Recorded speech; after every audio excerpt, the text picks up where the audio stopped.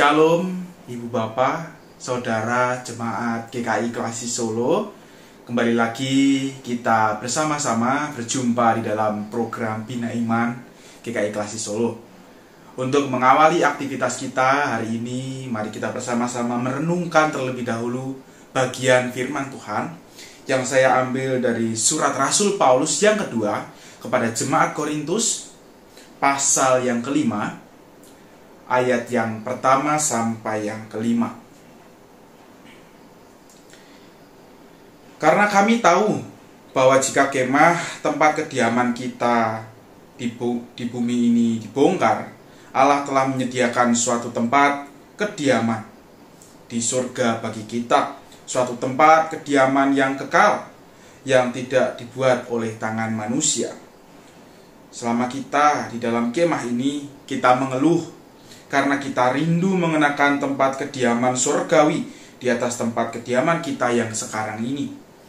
Sebab dengan demikian kita berpakaian dan tidak kedapatan telanjang. Sebab selama masih diam di dalam kemah ini, kita mengeluh oleh beratnya tekanan, karena kita mau mengenakan pakaian yang baru itu tanpa menanggalkan yang lama, supaya yang fana itu ditelan oleh hidup.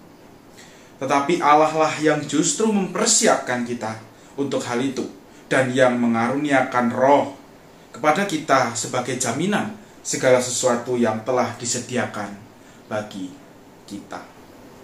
Bapak, Ibu, Saudara yang terkasih di dalam Tuhan, saat ini jika kita memperhatikan media sosial, ada sebuah gerakan yang mungkin cukup sering bermunculan, yaitu gerakan all eyes on, atau semua mata tertuju.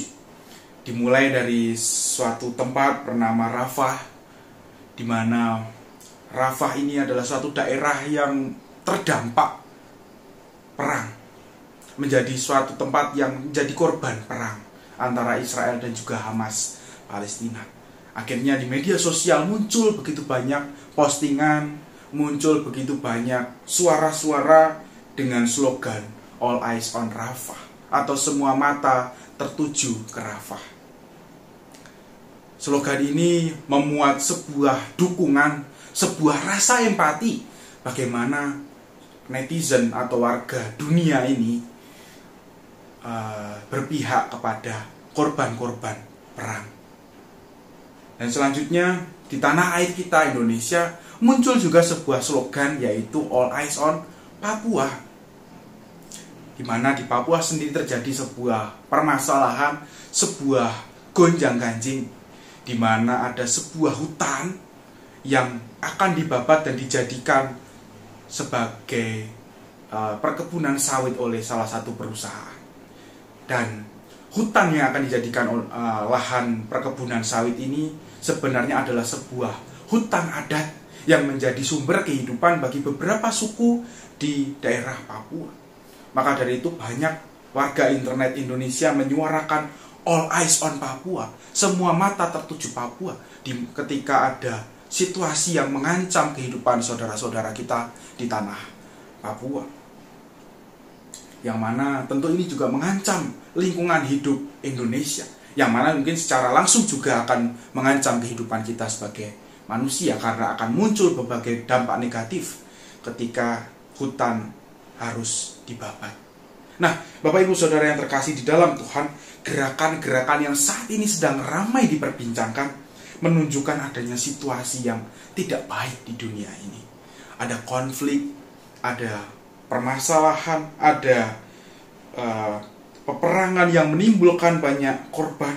Ada juga permasalahan-permasalahan yang mengancam lingkungan hidup kita, yang mengancam kehidupan seluruh ciptaan Tuhan. Dan dari sini kita dapat melihat bahwasannya sebenarnya dunia ini adalah tempat yang tidak ideal. Dunia ini mengandung begitu banyak masalah, dunia ini mengandung begitu banyak persoalan yang mana selalu bermunculan. Dan hal ini juga Rasul Paulus sampaikan di dalam bacaan kita di surat 2 Korintus yang menjadi bacaan kita tadi. Bagaimana Rasul Paulus menggambarkan di pasal yang kelima bahwa selama kita tinggal di kemah ini, selama kita tinggal di dunia ini, kita dapat mengeluh oleh beratnya tekanan yang ada. Karena situasinya tidak ideal, pasti yang muncul adalah keluhan. Dan di sini Bapak Ibu Saudara yang terkasih, kata mengeluh digunakan untuk menggambarkan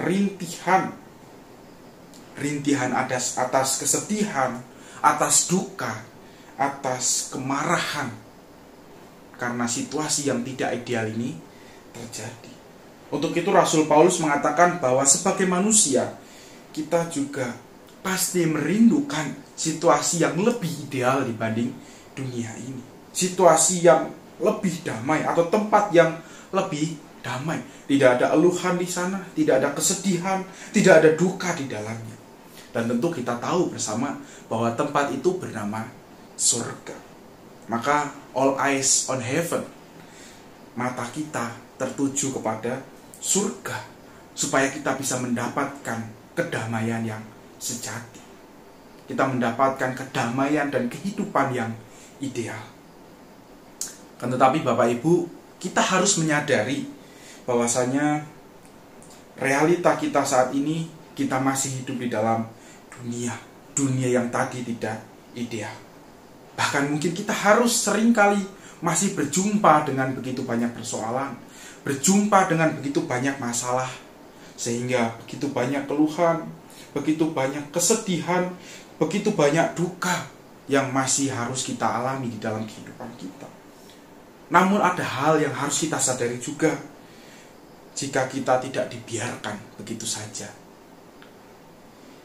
Paulus mengatakan di ayat yang kelima, bahwa Allah mempersiapkan kita untuk menuju surganya yang sejati. Juga Allah mengaruniakan rohnya kepada kita sebagai jaminan kita di dunia ini. Roh yang akan menolong kita, roh yang akan menguatkan kita, roh yang akan menghibur kita di dalam segala situasi di dunia ini. Ketika kita mengalami situasi yang membuat kita sedih, roh itu menolong kita dan menghiburkan kita. Ketika kita mendapatkan sesuatu yang berat, roh itu akan memberikan kita kekuatan. Dan ketika kita mengalami duka cita, roh itu akan memberikan sukacita di dalam hidup kita.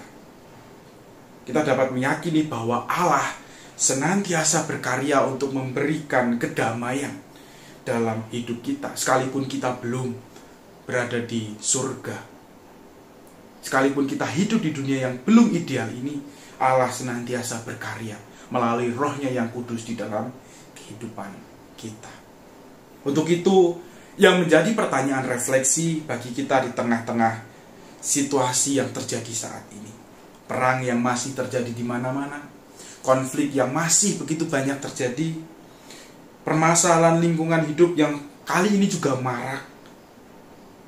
Apa yang akan kita lakukan?